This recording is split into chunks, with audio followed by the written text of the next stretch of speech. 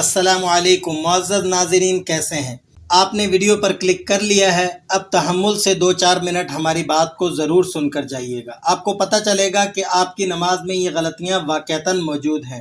बल्कि मैं दावे से कहता हूँ कि 90% लोग इन गलतियों को अपनी नमाज़ों में दोहराते हैं और उन्हें ख़बर तक नहीं होती कि उन्होंने पढ़ा क्या है। हम अपनी ज़िंदगी के हज़ारों घंटे सोशल मीडिया पर ज़ाया कर चुके हैं। आप 10 मिनट इस वीडियो को दीजिए, इंशाअल्लाहुल अज़ीज़ तशहुद के अंदर पढ़े जाने वाली इस दुआ में जितनी भी गलतियां आपकी होंगी ठीक हो जाएंगी। तो चलिए सबक को शुरू कर लेते हैं, लेकिन इससे पहले अगर आप हमारे चैनल पर नए हैं तो चैनल को ज़रूर सब्सक्राइब कर लीजिए ताकि रोज़ आने वाला सबक आपको वक़्त पर मिल जाए। बिस्मिल्लाहिर्रहमानिर्रहीम। दुरूद शरीफ के बाद तशहुद में पढ़ी जाने वाली ये दुआ रब्बी जअलनी, इस लफ्ज़ के अंदर 2 गलतियाँ होती हैं। एक गलती बा में और दूसरी जीम के अंदर। बा में जो गलती होती है वो है बा के कसरा को खींच देना। इसे पढ़ते हैं लोग रब्बी जअलनी, बा के कसरा को खींचना। ठीक है, रब्बी। अगर आप बा के कसरा को खींचेंगे तो इससे एक नया हर्फ पैदा हो जाएगा जिसे लहने जली की गलती कहा जाता है। तो आपने बा के कसरा को बग़ैर खींचे इसे पढ़ना है रब्बी रब्बी। और जीम के अंदर जो गलती होती है इसे मुतहर्रिक करके पढ़ते हैं जाअलनी। इस तरह से आपने बा को जीम से मिलाना है।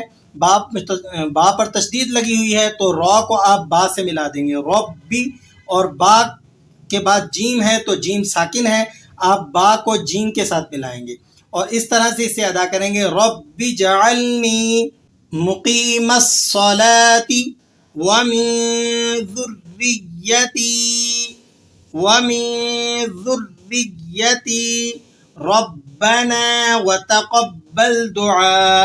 रब्बना, इस लफ्ज़ में गलती क्या होती है कि नून के बाद जो अलिफ लगा हुआ है इसे अलिफ मद्दा कहते हैं। इसे खींच कर नहीं पढ़ते, इसे यूं अदा कर देते हैं रब्बना व तक़ब्बल, रब्बना व तक़ब्बल। नून के बाद जो अलिफ लगा हुआ है इसे एक अलिफ तक खींच कर आपने पढ़ना है। और किस तरह से पढ़ना है रब्बना व तक़ब्बल दुआ, रब्बना व तक़ब्बल दुआ।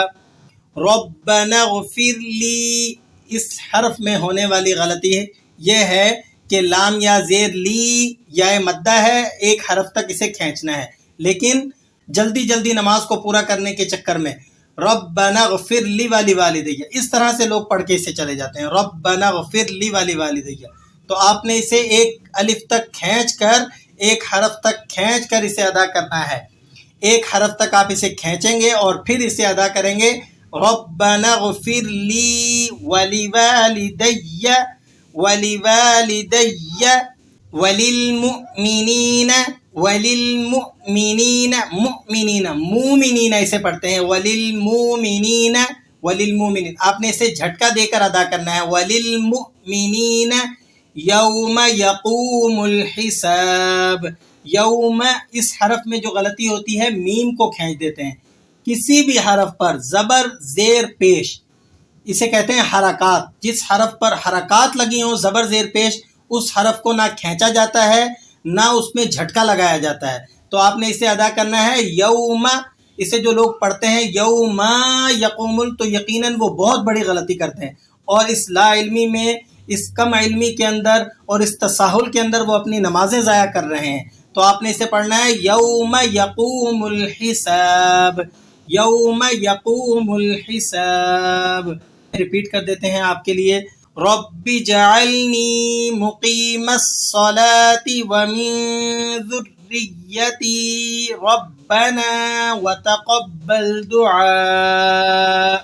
रब्बना ग़फ़िरली वलिवालिदैया वलिलमुमिनीन यौम यक़ूमुल हिसाब। अल्लाह करीम से दुआ है कि जो कुछ पढ़ा है उसे समझकर आगे पहुंचाने की और अपनी नमाज़ों को दुरुस्त तरीके से अदा करने की तौफ़ीक़ अता फ़रमाए। दुआओं में याद रखिएगा। खुश रहिएगा। अस्सलामु अलैकुम व रहमतुल्लाहि व बरकातुहू।